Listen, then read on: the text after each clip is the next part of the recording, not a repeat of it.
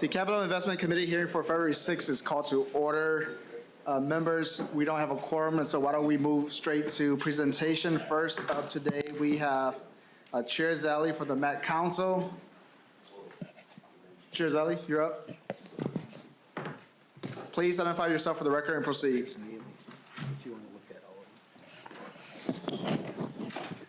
Thank you very much. It's great to be with you, Mr. Chair, committee members. I am Charlie Zelle, Z-E-L-L-E. I'm chair of the Metropolitan Council.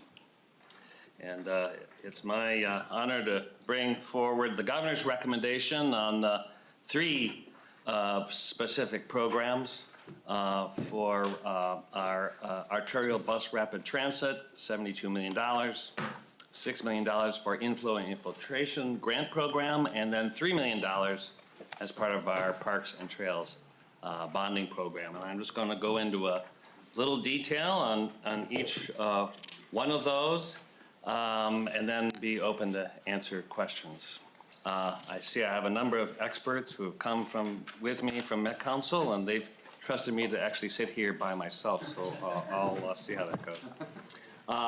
The ABRT, Bus Rapid Transit System, is one that I think is familiar to all of you and has been really remarkably successful with the advent of the A line a number of years ago, and more recently the D line, and of course the C line operates as well. We have a plan for many more lines, and the next 3 that are not funded, in addition to the E line, which is funded, is the F line, the G line, and the H line.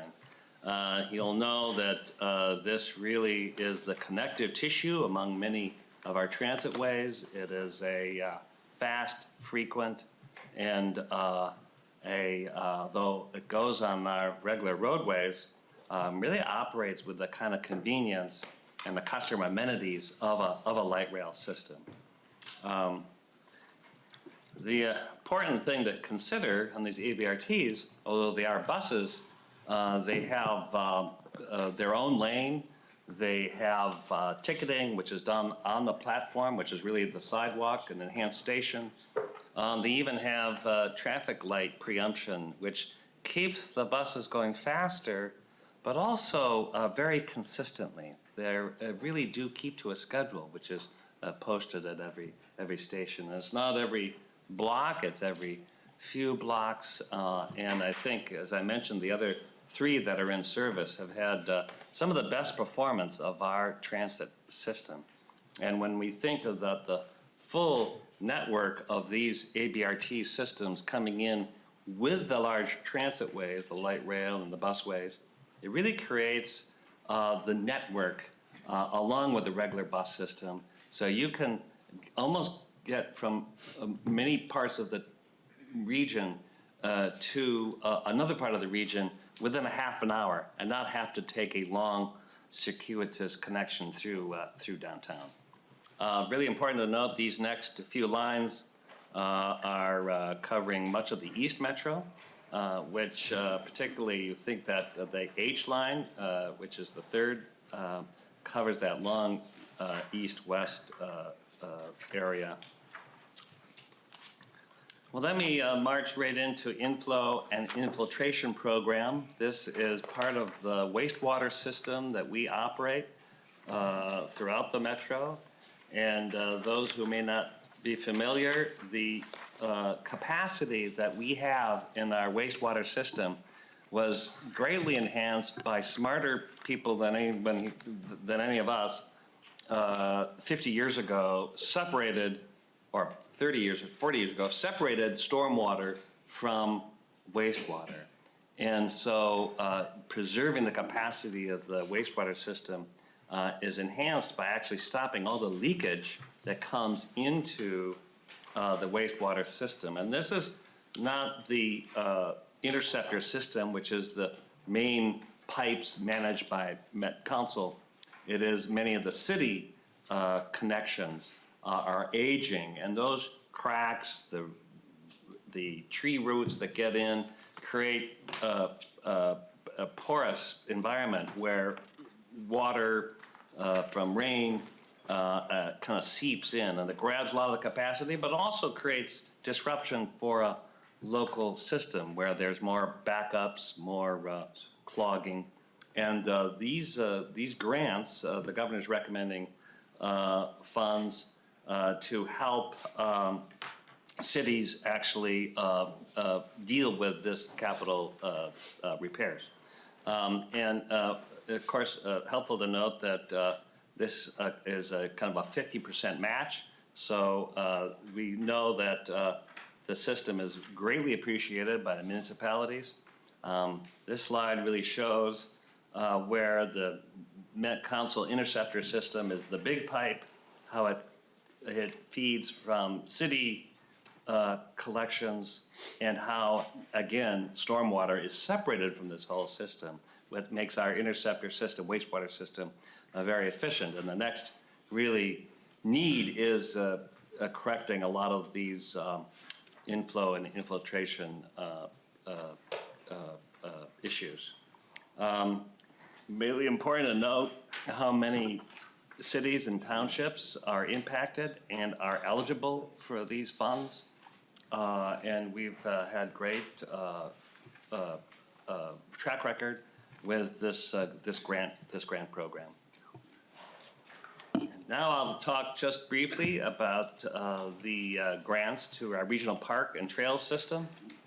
The governor is recommending $3 million to this grant program, which is matched by Met Council's own funds through our own levy, $2 for every $3. So this would actually result in $5 million of bond funds for the regional park system.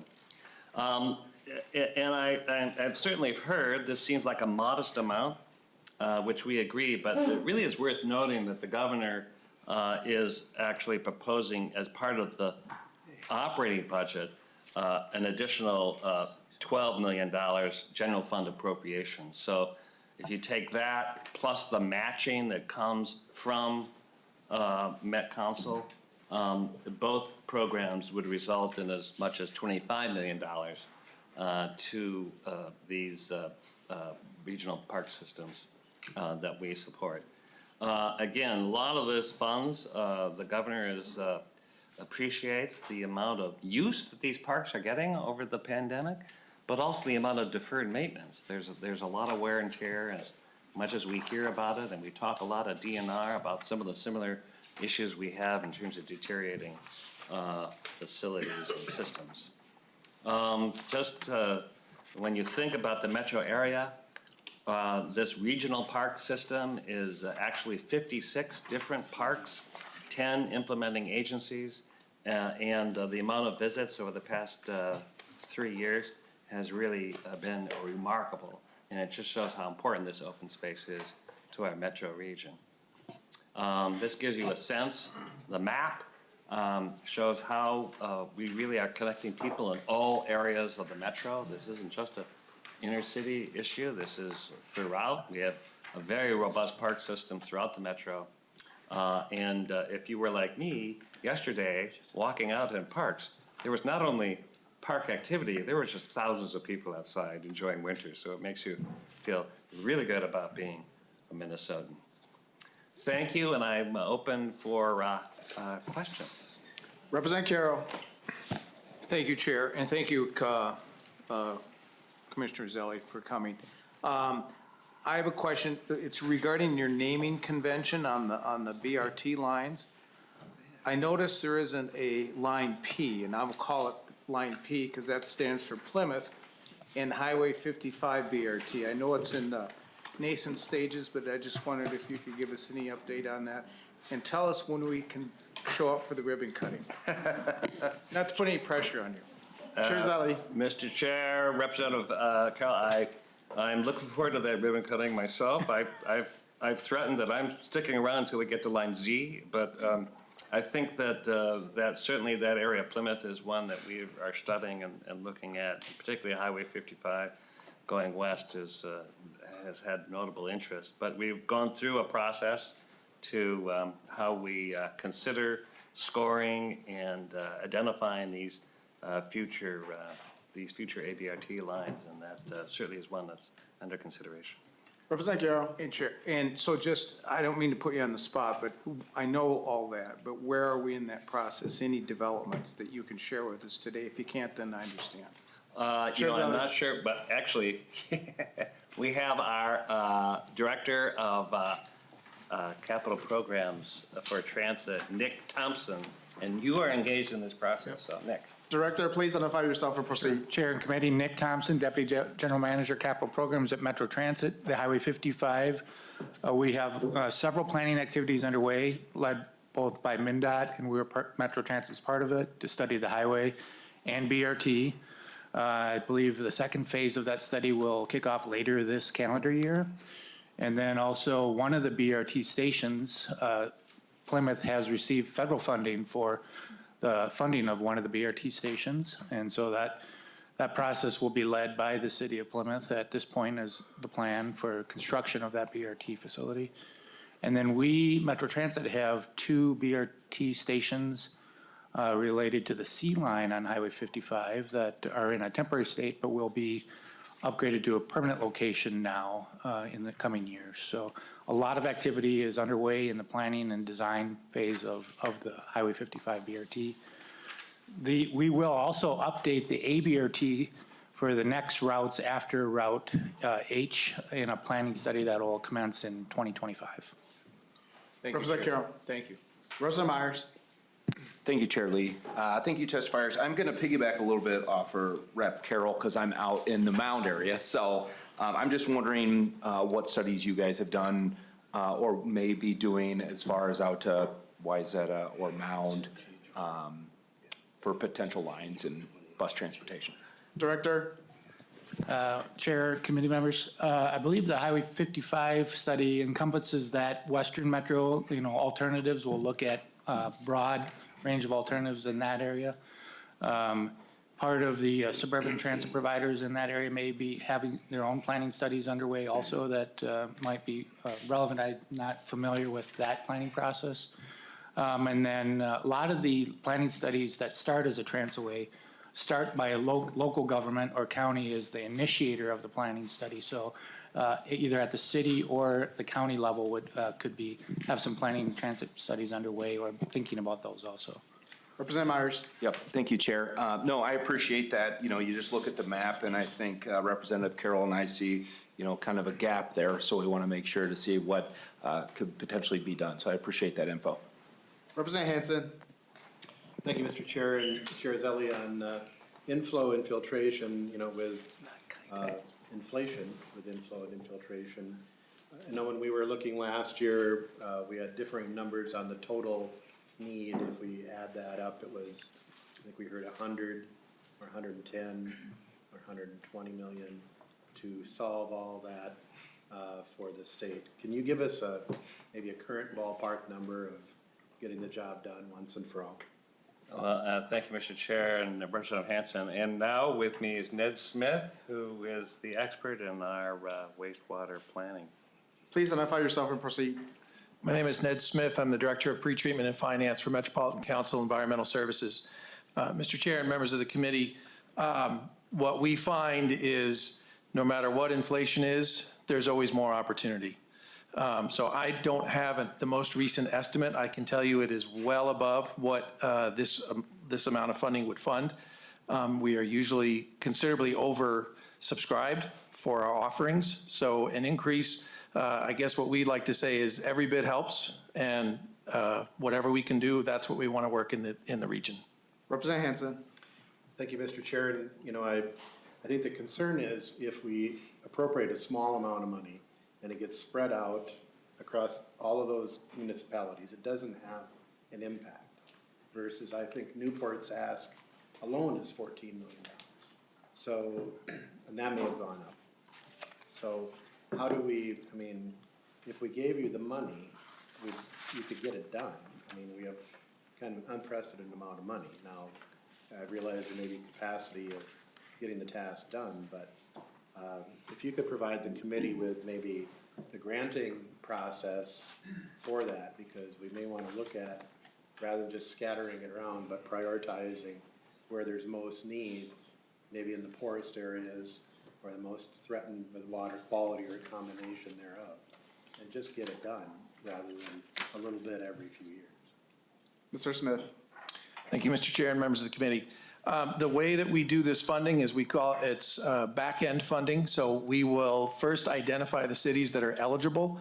And the way we do that is we look at their flows over time. And if we see a spike, particularly throughout a wet year, if we see it's over 20% of their normal flows, then we call that an exceedance. And we let the cities know that they are eligible for that funding. From there, we put out the call when we do get bonding funds to let them know that those cities are eligible, and then they can apply. And we do an upfront. We usually kind of a seed money almost. It's about $25,000 to $50,000 per community, depending on the size of the grant and the number of applicants. But we do typically get 50 to 70 applicants for any given I&I program. Once that is out, then the cities go and do the work. And they match it up to, it's either 50 to 75%. It depends on what type of work you're doing, if you're lining a pipe versus changing a manhole cover versus, so there's different things that have different impacts on I&I. So it's funded at those levels. At the back end, then we kind of do a call of, we snap the line on March 30th and say, everybody send in all the work that you've done for these past 2 years. And then we look at all that, add it up, and basically divide it, what's available amongst all of those applicants. I don't know that any amount of money would ever finish this for two reasons. One is because it is so large, and two, because you have in some areas 100-year-old pipes that are always going to need, it's a rolling issue. It's a rolling opportunity. What I would say is since we've started the program in the aughts, we've estimated that we've eliminated 9 billion gallons of flow into our plants. And we typically run about 80 to 90 billion gallons per year. So that's almost a 10% reduction. So again, we are grateful for any help we can get. The more, we are not capacity constrained. We can do 5 million, we can do 7 million. We've done as higher numbers. But there is some capacity, I would say, in what the cities can do and also in what the contracting community can do. We might run out of contractors to do the work. Representative Hansen. The more we can do earlier, the price just keeps going up. I mean, it's been, Representative Lilly and I have been here a long time, and we've heard it every 2 years, and if we do 2 or 3 or 4 million, we're just not even keeping up. I mean, if this is a $200 million bill and we're getting 6 million, we need to go farther. Representative Lilly.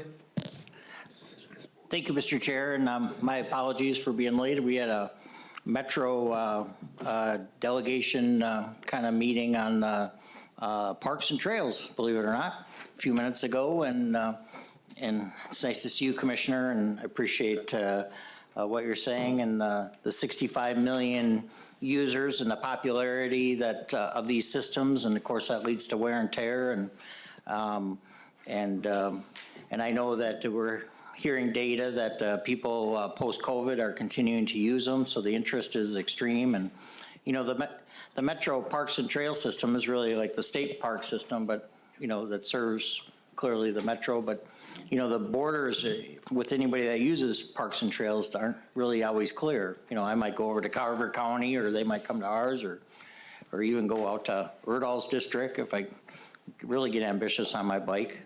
But anyways, my point is, thank you for fighting for these systems. I saw that you're bold in your number, and I do have a question, Mr. Chair, if that's okay. I'd like to ask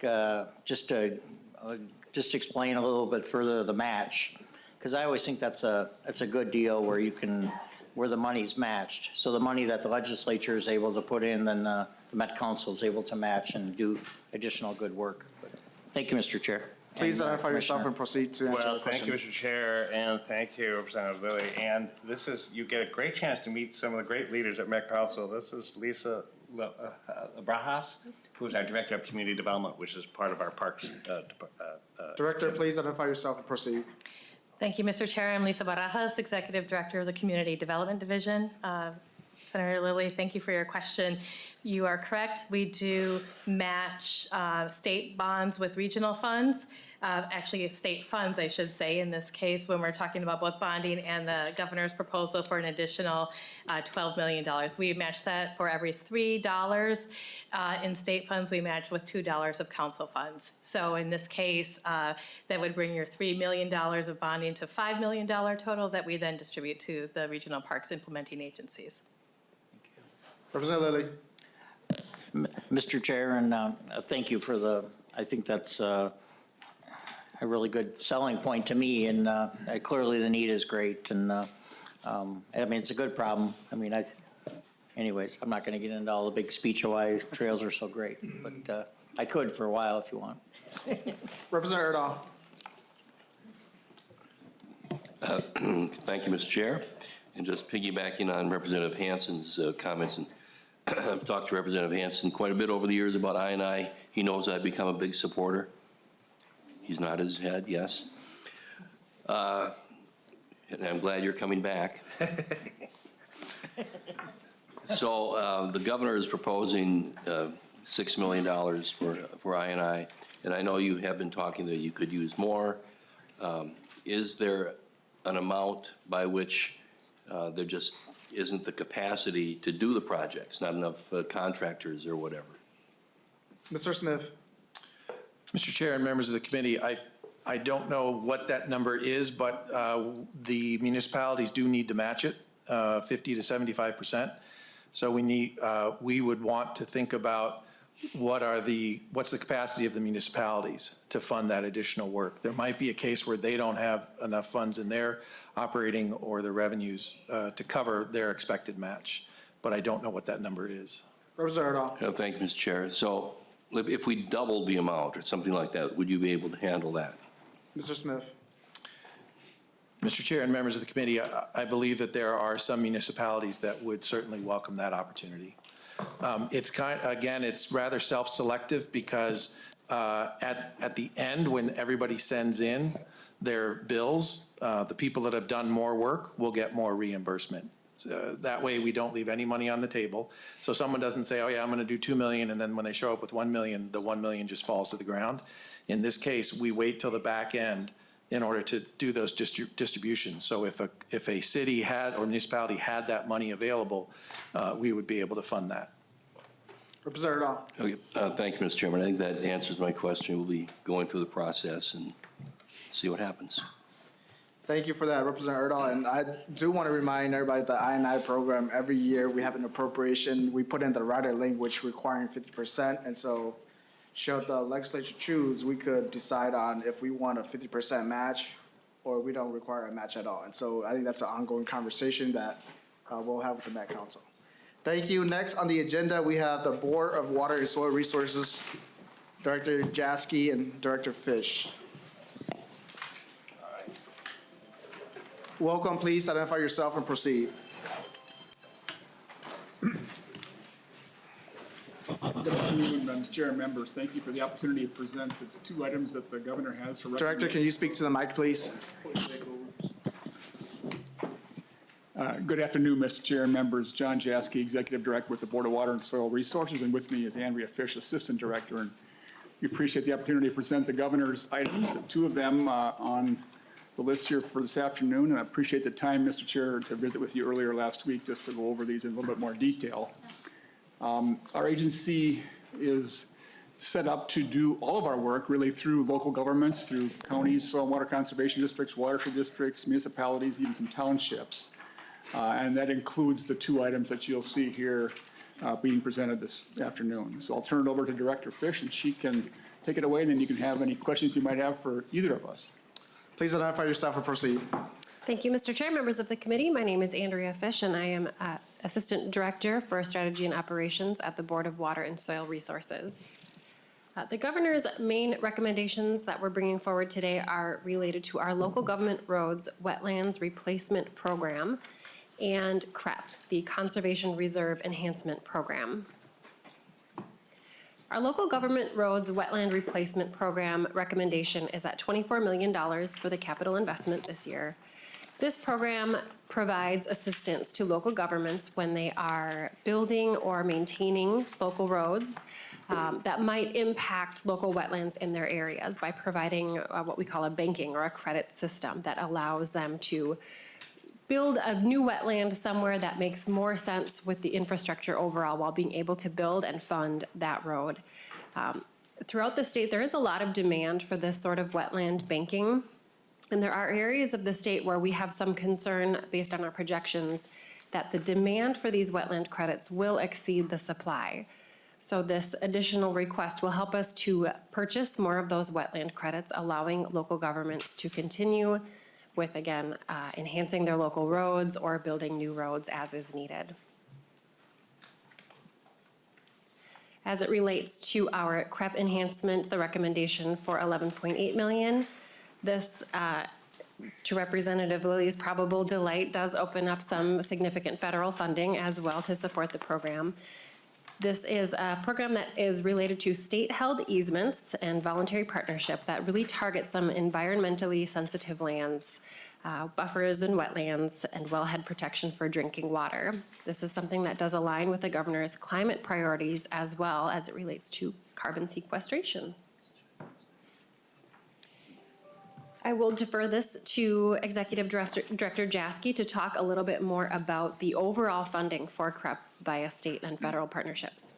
Director, please proceed. Yeah, thank you, Mr. Chair, members. Yeah, this was an agreement that the governor of Minnesota signed with the U.S. Secretary of Agriculture several years ago now, and that agreement, in essence, commits the federal government to match the state contributions at about a 2-to-1 ratio. And at the time, we were estimating that the state would need about $175 million to leverage $350 million of federal funding, given the land prices that we had, going on 5-6 years ago. Of course, like lots of things, the cost of that land has accelerated or increased, and so the cap on this agreement is 60,000 acres. We're going to get to somewhere in the neighborhood of a little over 40,000 acres based on those increasing costs of buying the land. But I wanted to give you a little bit of background on the history of the funding sources that have contributed to this effort. Obviously, capital investment bonding has been a traditional source going back many decades. But because of the acceleration aspect of this, we were able to secure clean water funds as well as outdoor heritage funds and some environment natural resources trust fund through the LCCMR recommendations. These are in past years. And so we're kind of at the point here where this is the final increment if we're going to stick with that original commitment. And so, Mr. Chair, members, that's what this request represents. And that, Mr. Chair, members, is a conclusion of our report. Thank you, Director. Members, any questions? Representative Erdahl. Thank you, Mr. Chairman. And on the wetland replacement, a couple of years ago, I think we put in the statute that this be a yearly review by the legislature.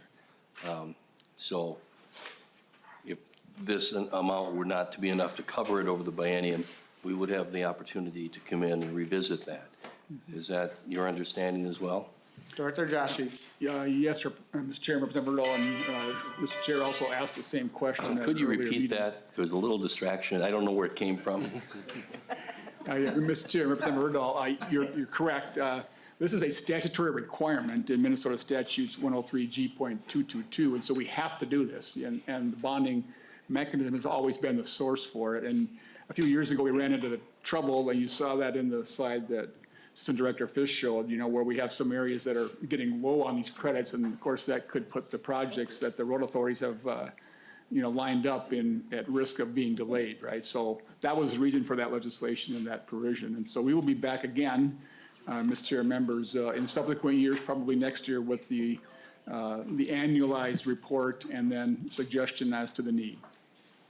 Representative Erdahl. Thank you, Mr. Chair. And yeah, it was more than just a couple of years ago. I've been here a while now, and it seemed like frequently we'd have to come back in a kind of a crisis situation and redo it. So I'm glad it's working out, and I won't even comment that it was my bill. Wait, I just did. Anyway, thank you. Representative Hansen. Thank you, Mr. Chair, and Mr. Jaski. Does that statute allow you to move within the banking areas? So if some banking areas are undersubscribed, you can move the dollars within to cover those that are oversubscribed? Director. Mr. Chair and members of Hanson, we can, but there's a consequence to that. Isn't that the ratio? There's a penalty for moving the credits outside of those. We call them wetland bank service areas, or their watershed areas, as you can probably tell by looking at the map. This is also something that we do in partnership with MnDOT to make sure we're doing it as a joint state enterprise. And we also do it by accomplishing the authority that the federal government, the Army Corps of Engineers, and the permitting at the federal level also requires. So all these things are kind of locked in with these bank service areas. But yes, we can. We don't like to because it makes the cost go up. Representative Hanson. Thank you, Mr. Chair and Mr. Jaschke. So on the wetland road replacement, how much money do you still have from the prior appropriations? And then this is kind of the same line of questioning with the I&I. How much money do you have left currently on the CREP appropriations? Director. Mr. Chair and Representative Hanson, we can get you the actual balances. Obviously, in each of these cases, the last thing we do is the big expenditure, which is the acquisition of the land, because you get everything lined up and do that. So we have to hold the money for that purpose, and of course, the restoration costs are also needed. In the case of the road authorities, we make projections, to Representative Erdahl's question earlier, based on the amount of road building activity that's projected, which is basically tied to the amount of funding that's aligned with road building activity. And we ask MnDOT for those estimates. I'd have to get back to you on the actual fund balances. Some of it is, fund balance actual, some of it is fund balance obligated, some of it is fund balance that's been paid, right? So we can get you those three numbers. On the Conservation Reserve Enhancement Program, I showed you this chart here. All of the projects that we have, all of the dollars that we have been allocated in terms of assigned to a project. We do these batching periods, every so many months when we have sufficient funds, then the feds and we set up this period where people can apply for these funds, and then we allocate those based on a ranking and scoring criteria to pick the best ones. Representative Hanson. Thank you. And then finally, so with demand on CREP, if you have those funds allocated from prior appropriations, do you have people lined up who would sign up for new dollars if they come in? Can you digest the money we would give you? Director. Yeah, Mr. Chair and Representative Hanson, yeah, we absolutely believe we can. We haven't had a sign-up period now for 6 months at least because we don't have any additional funding. So, and the good news is as soon as we get it, the federal money automatically comes through this agreement we have with USDAs. And so they're obligated to do it regardless. And so, yes, we believe we have very high demand for this type of project. Thank you, Director Jaschke and Director Fish, for your presentation today. Next on the agenda, we have the Amateur Sports Commission.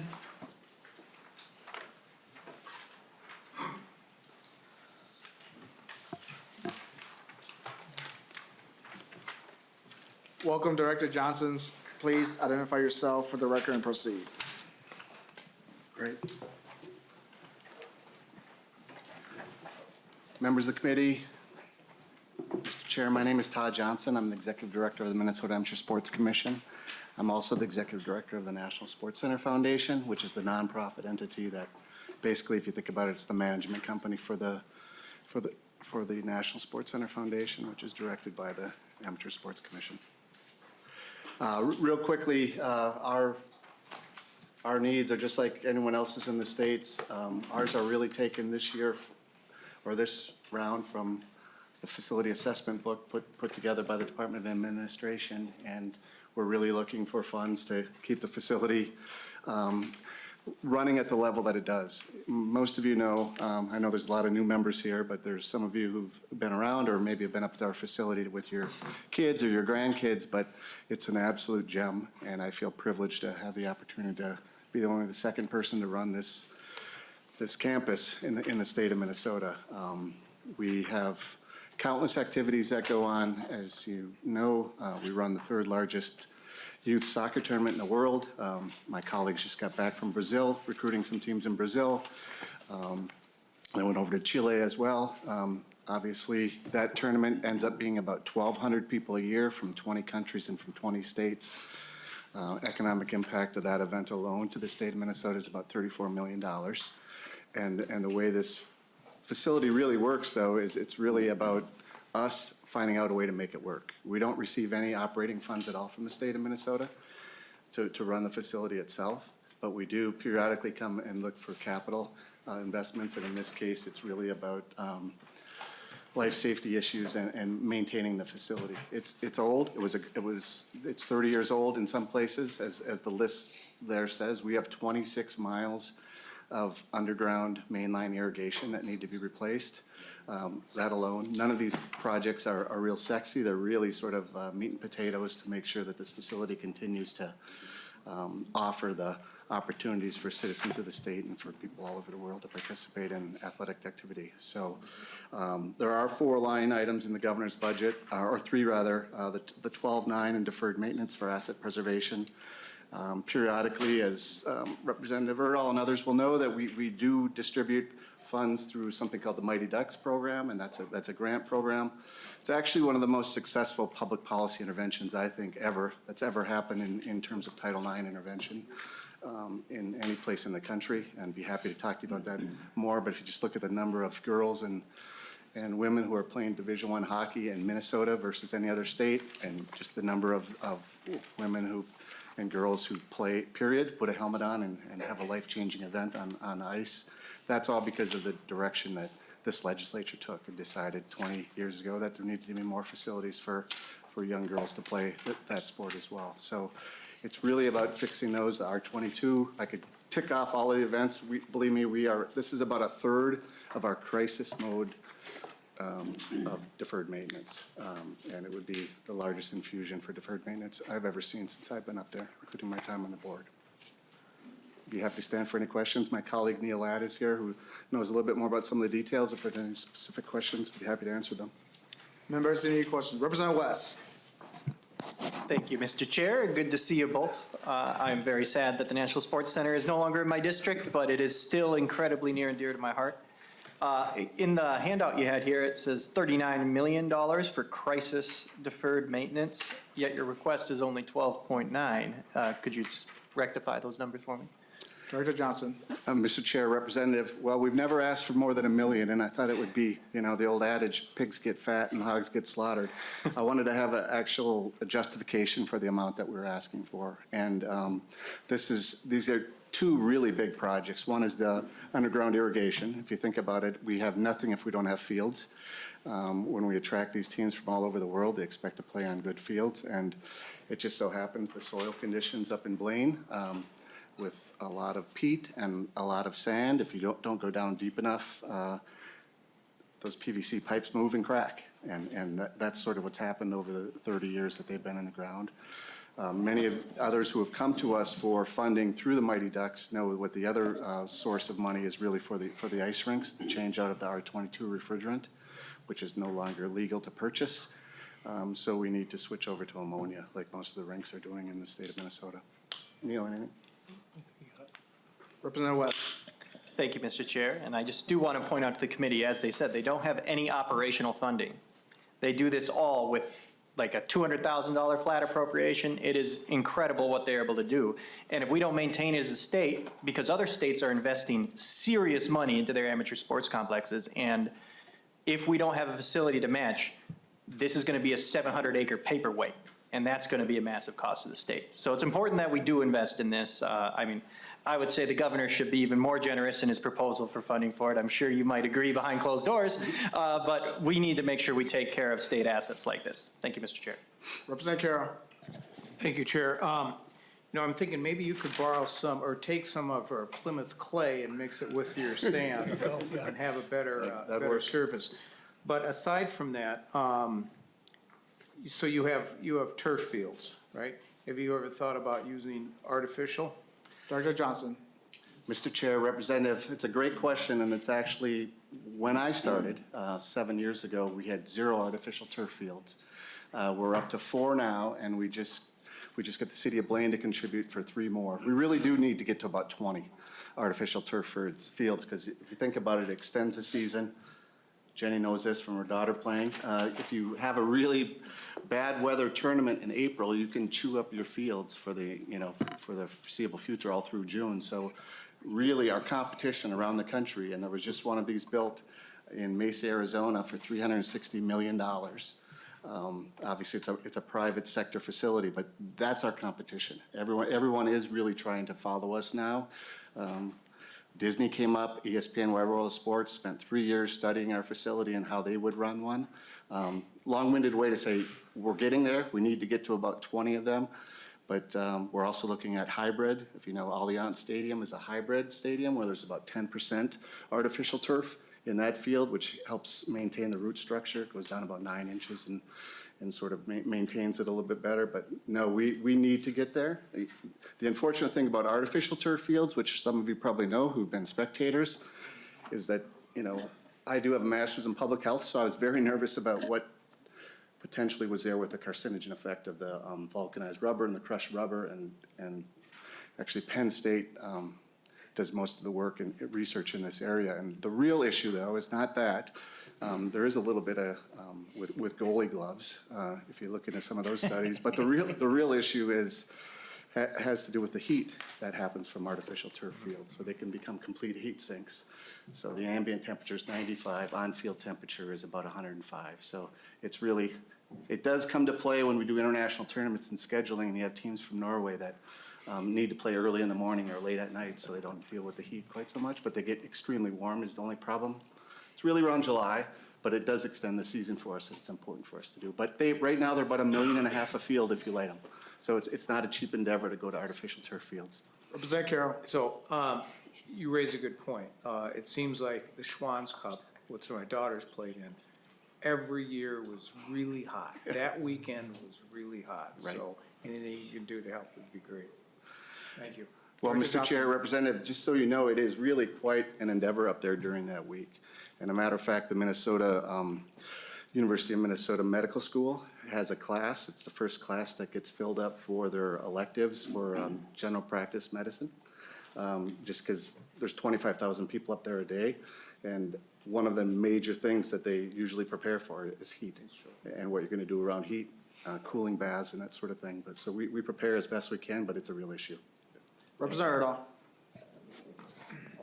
Erdahl. Thank you, Mr. Chairman, and appreciated Representative West's comments.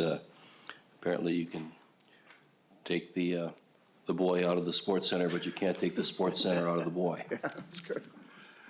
I have three grandsons that do a lot of skating there, and I think they're making good progress. I was wondering, is there still any time or hope for Representative Lilly to get more skating instruction there? Dr. Johnson. Mr. Speaker, I can't say much because I haven't seen Representative Lilly play hockey yet this year, if he needs some help or not. But I plan to go back soon, and I'll give you an analysis of how his skating is going. Representative Erdahl. I'm done, thank you. Thank you, Director Johnson, Director Ladd. Next on the agenda, we have Minnesota State Academies, Superintendent Wilding.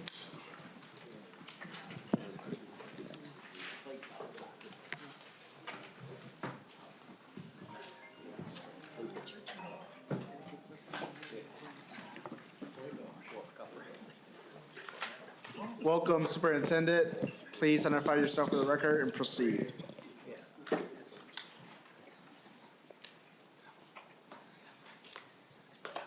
Good afternoon, everyone. I am Terry Wilding. I am the superintendent of the Minnesota State Academies for the deaf and blind schools in Faribault. Thank you for the time today to present to you. I'd just like to share some information to help you understand what our program is, so you understand our requests.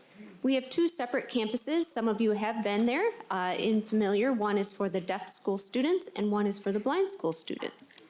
We service students from all over the state of Minnesota for different instructional needs pertaining to deaf and blind. At the deaf school, we started servicing students at 18 months old up to age 21.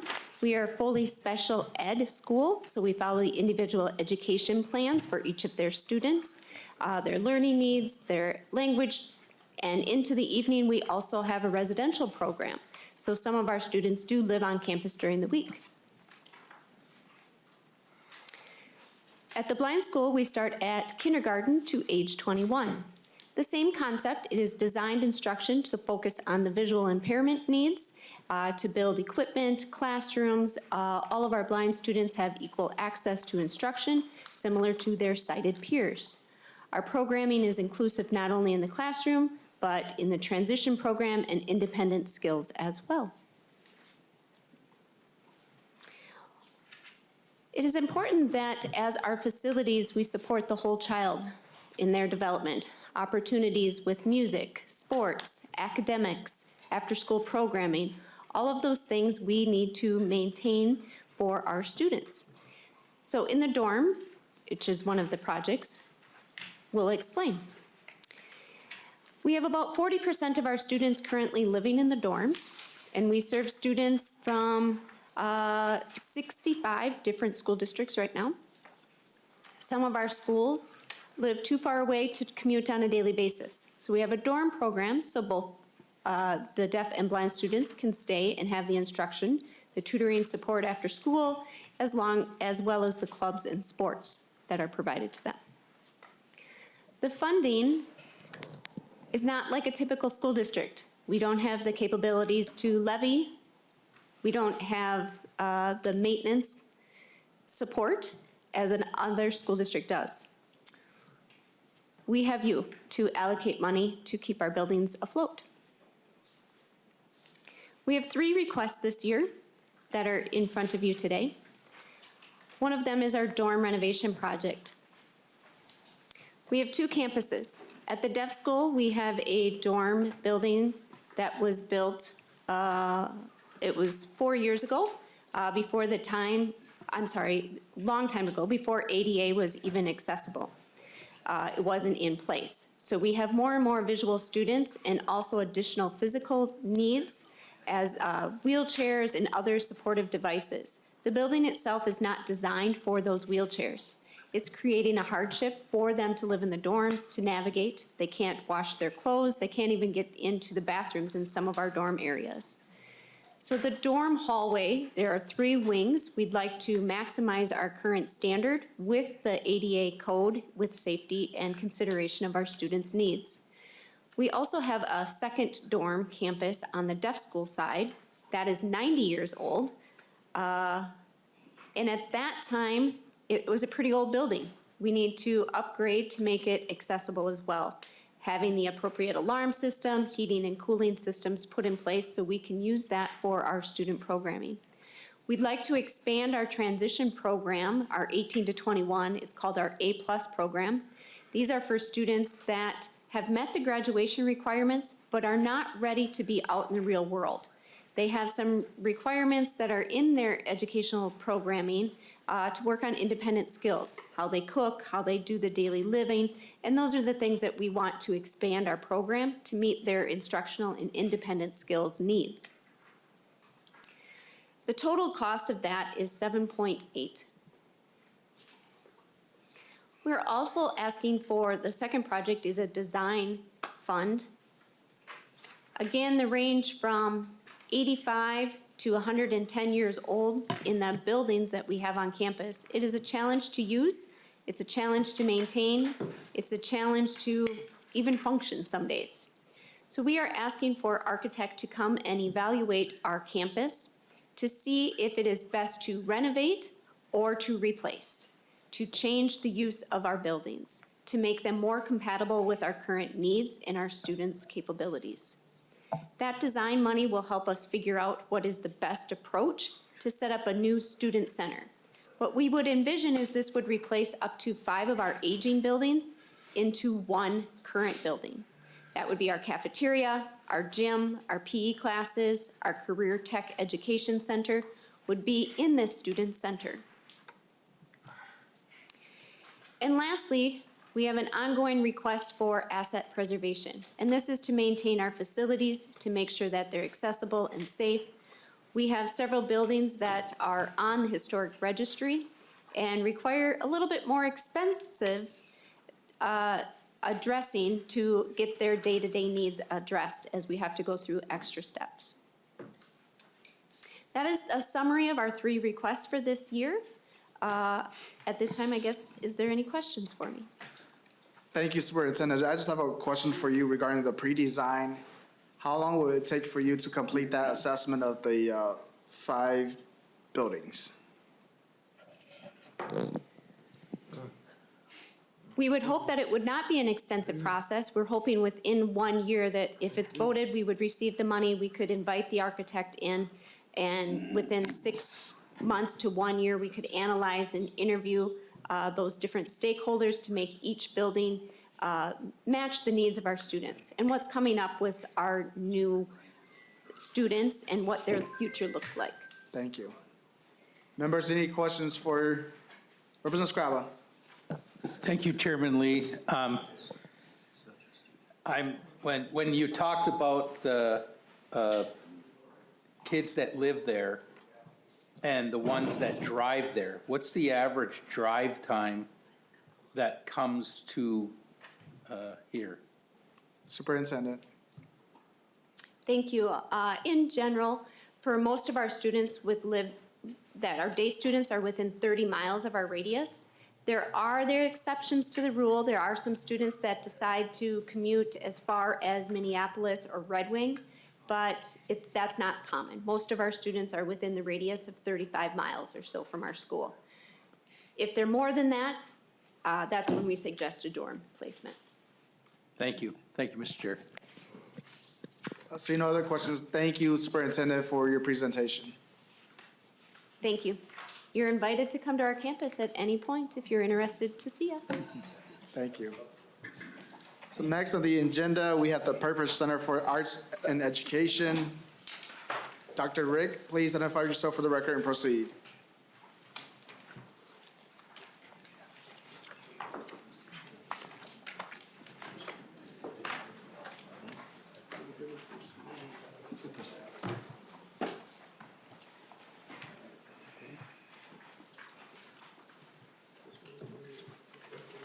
Good afternoon, Chair and members of the House Capital Investment Committee. I'm Charles Rick. I'm the Executive Director of the Perpich Center for Arts Education. And today, this is an overview of our capital budget request. Joining me is Betsy Anderson to help me with the slides so I can keep moving. And she is our Communications Director. So let me start out by saying that the Perpich Center for Arts Education serves an important function for arts education in Minnesota. We serve 3 unique roles. One is the Arts High School. It's 11th and 12th grade residential arts high school, and students attend from all over the state. This year we have students from 36 of 87 counties and 101 high schools. The second would be the professional development or professional development resource programs, more commonly called PDR. PDR's goal is to build teacher and administrative capacity statewide so they can provide innovative, inclusive, standards-based, measurable, and student-centered learning in and through the arts. In fiscal year 22, PDR worked with 222 school districts, charter schools, and connecting with educators in all 67 Minnesota districts. Third would be a public arts library.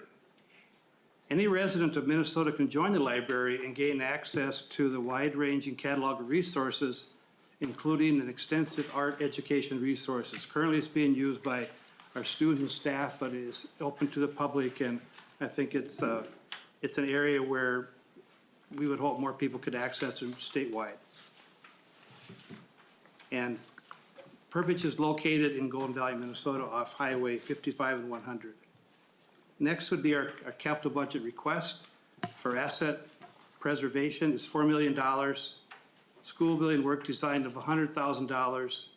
And just to note, the governor's recommendation for asset preservation that came out a couple of weeks ago was $3.6 million. And I will add that for school building work pre-design, for a small agency like Perpich, that's a challenge to find the kind of monies for pre-design that you might want to require, as I'll explain in the upcoming ideas or projects we would like to do.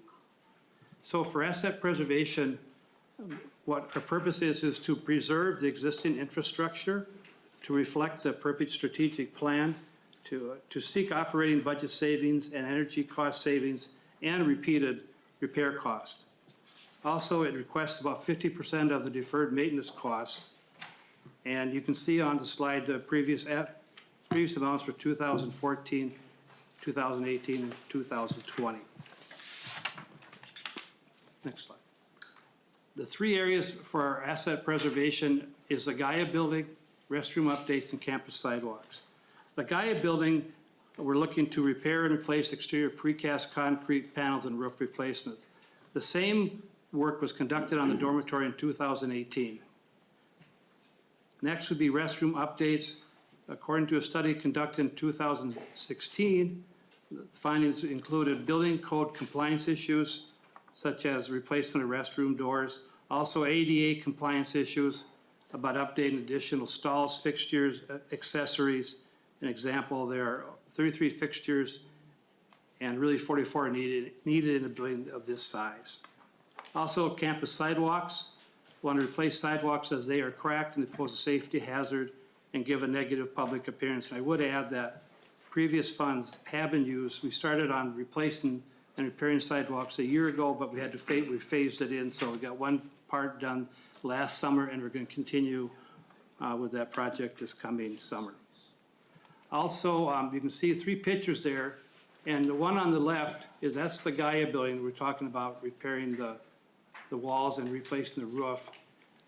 The picture in the middle is an example of the restrooms that are in Perpich, and then just a picture of our sidewalks repairs that we need to conduct. And next would be, as I mentioned before, school building work pre-design is something that is difficult because we have to compare that with using to fund students versus things like pre-design for what I'm going to talk about. In 2018, we did a security assessment and they noted several recommendations. And to move the security office to the front entryway, redesign the front entryway to better control traffic flow into the building, reinforce entry and exit doors with bollards or equivalent, install hardened reception area, and also address ADA concerns with the handicap lift. Currently, it only goes to a second floor. And I'll show you the pictures here. On the left, you'll see the entryway to the Perpich Center. As I was thinking about it, I was imagining I'm walking into a split-level house. You walk into the front entry, which is the middle picture, and you go down about 5 or 6 steps to the lower level, which is where the security office is. They do have cameras, but one request and recommendation is to move that up closer to the front entryway. Also, you go up the steps, which is about 9 steps, and that's up above there is where a person would be checked in through the high school office. And then the third picture is our chairlift. That is where a person would come in with handicap needs would be able to go from there up to the main floor, but then they'd have to go to an elevator down the hallway to get up to a third floor, or go down to the lower level as well. There is a handicap entrance in the back of the Perpich Center, but we would like to have that looked at and have work done in that. Also, another area for pre-design would be the performance hall and auditorium expansion. The space is needed to hold the entire student body. The current maximum seating capacity is 173 people. So overall, Perpich Center for Arts Education continues to strive for excellence in achieving our mission and vision by the Board of Directors. We are focused on arts education to better serve students and residents of Minnesota. Thank you, and I'm open for your questions. Thank you, Director. Members, do we have any questions for the Director? Representative Ryer. Thank you, Chair Lee. Thank you, Dr. Rick. My question is about the restrooms. I see that the study was done in 2016, quite a few things that needed attention. Have you done some work on that you could report on thus far? Director Rick. Mr. Chair, not much has been done since 2016 on the restrooms that I'm aware of. Representative Ryer. Thank you, Chair Lee, Dr. Rick. Is that a matter of funding that you haven't received it? Is it other priorities? Could you tell a little bit more? It seems rather fundamental. Director Rick. Mr. Chair, I think it's a matter of funding priorities and getting asset preservation funds, because that becomes a major project. If you look at all the restrooms in the buildings, there's 3 main buildings in the Perpich Center. And they all were built, back in, I know, in the 70s. And so I know there's been a lot of ADA compliance issues that would have to be done in terms of the fixtures, the doors, the actual sinks and how the handles and so forth. But minimal work has been done, as I understand it, the 4 years this is my 4th year there, ma'am. Representative Ryder. Thank you, Chair, Dr. Rick. I guess that opens a broader question to me about ADA compliance, and if there are other areas, or if those have been things you've been addressing. How are things looking at a broader perspective? You mentioned also the lift. Yeah, Director Rick. Mr. Chair, the lift has been there a long time, and I know at different times we've had to have numerous repairs done on it because somebody will get in the chairlift and it won't make it up to the top. And so at different times we work with the company to come out and make those repairs, and so that is a major concern.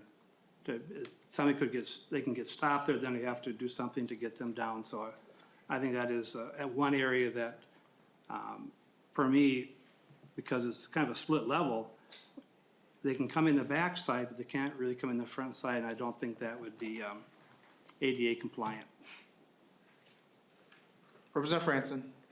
Thank you, Mr. Chair. And I'm just curious, this is my first time I'm bonding, so I'm listening to Representative Ryer speak about the bathrooms. Is there something that the committee should be knowing about? I don't know, something about the 2016 and things that maybe the bathrooms haven't been updated, or could you just fill us in? Director Rick. Mr. Chair, I can get that information for you, but from my understanding, they've done minimal work to repair and fix things up. I mean, the restrooms are usable, but they do need work. Representative Franson. I was just curious. Thank you, Director Rick, for coming by for your presentation. Last of the agenda today, we have the Department of Agriculture. And the Commissioner is here. Welcome, Commissioner.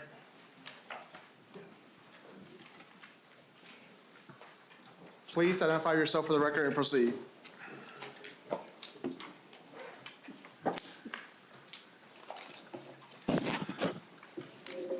Mr. Chair and members, for the record, my name is Tom Peterson. I'm the Commissioner of the Minnesota Department of Agriculture, and we're here to present 2 bonding requests for the Department of Agriculture in the governor's budget. $457,000 for our potato facility in East Grand Forks, and our $40 million for the Rural Finance Authority, which supports our farmers. So this time I'd like Mr. McDevitt to walk through the RFA request first.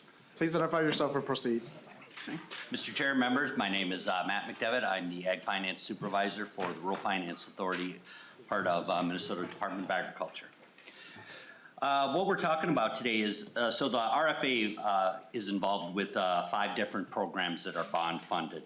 So these programs are the Beginning Farmer Loan, the Seller Assisted Loan, the Agricultural Improvement, Livestock Expansion, and Restructure. So these programs, what they do is they help to extend credit under terms that aren't necessarily available in the current marketplace for Minnesota farmers. So about 70% of the loans we do are loans for beginning farmers. We work with over 450 different local banks to provide this funding to the farmers. And kind of the way it works is we do a participation program. So what that means is, a very simple illustration is if a farmer came to get a $100,000 loan from the local bank would do $55,000 of it, and the RFA would do $45,000 of it. The bank would give them whatever interest rate they're at, say 6%. Currently, RFA is at 4%, so the overall loan to the farmer for the $100,000 would probably blended interest rate somewhere just a little bit above 5%. So that makes it more affordable, allows them to cash flow a little bit better. Over the last 5 years, we've kind of averaged about 92 loans, had a little bit of a dip during COVID. We're kicking back up right now, we're getting quite a few requests. And we have about 19 million left right now that we project to exhaust somewhere around October. So out of our 2020 authorization was for 50 million, so we're getting through that. And if we get additional authorization, what we do is we only sell bonds for what we think we're going to lend out for the next year. So we wouldn't, take all 40 million and necessarily go sell that at the next year. Sell that at the next bond sale. We just would take what we think we need, and we can access those funds for up to a 5-year period to sell the bonds and then lend out to farmers. So I can take any questions anyone has. We don't have any questions on here, so we can proceed to the next request. Good afternoon, Chair and members of the committee. My name is Nick Milanowski. I am the section manager for the Fruit, Vegetable, and Grain Program. Within my program exists a unit called the Potato Inspection Unit, and I'm here to talk about the building that serves that unit. This is a building located in East Grand Forks. It's approximately 8,000 square feet and acts as a hub for the region for potato growers, specifically seed potato growers, to come and work with our program. Seed potatoes are unique. They have a required certification in Minnesota statute as well as rules. We coordinate with states and provinces to hold ourselves to the same standard for disease tolerance on seed potatoes. Potatoes are much more susceptible to proliferation of disease because you're dealing with clones as the daughter tubers from the mother tubers that are planted. This facility was built in 1993 and is owned by the Department of Agriculture. It is not maintained by facilities maintenance. We do all the maintenance, and that comes out of our budget annually. The programs that support this facility operate on a very thin budget, less than $1 million total. This facility needs some improvements. Some of you may have attended and toured the facility last year, and happy to answer any questions about the maintenance. But ultimately, we're looking at upgrading the lighting, bring it up to modern energy efficient standards, the HVAC system, some of the finer finishes, painting, carpets, exterior finishes alike. We also need a new roof. We did a roof replacement several years ago through an appropriation, a $20,000 appropriation, but due to the weather in East Grand Forks, it's been hard on that roof, and we would like to replace it with a steel roof to be much more durable for the region. Ultimately, the total ask for this proposal is $450,000, most of which would be through bonding. $290,000 would be the total that we're asking through this bonding proposal. With that, I'm available to answer any questions. Members, any questions? Seeing none, thank you, Commissioner. We do have one question. Representative Hussein, sorry. Thank you for both of you being here. And we're just wondering about lawn bonding, that 92% per year. What percentage of the minority people have been, getting for this kind of loans? Because we notice a lot of people want to be farmers. Supervisor. Do you have any percentage or any numbers that you could share with us? Mr. Chair, members, we do not track those types of demographics as far as the loans go. Representative Hussein. Commissioner. Yeah, and Mr. Chair, Representative, if I could add to, this has been an initiative of the department. We have an emerging farmers work group that works with all of our different farmers that we have, whether they're Hmong, Latino, Somali, to work to make these programs more accessible. We have, for example, a microloan program. Last year's legislative session passed a down payment assistance program. We have, like I said, our beginning farmer program. We have a beginning farmer tax credit. So we have like a whole suite of programs within the Rural Finance Authority in the department And then we have our emerging farmers office that is working with all of our new and beginning farmers to make those programs more accessible and used by that community as well, too. Thank you, Commissioner, and thank you for your staff for being here. That ends the agenda that we have. Representative Ryer, can I have a motion to approve the minutes for February 1st?